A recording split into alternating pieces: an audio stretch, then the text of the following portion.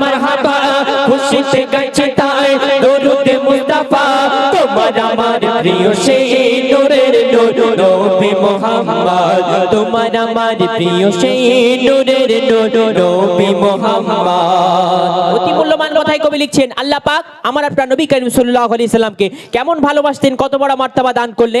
কবি লিখছেন শোন, আল্লাহ বড়ই ভালোবেসে রাখলো তানার নামের পাশে চার আঙ্গুলের ওই ইশারায় টুকরা যে হয় চন্দ্র আকাশে।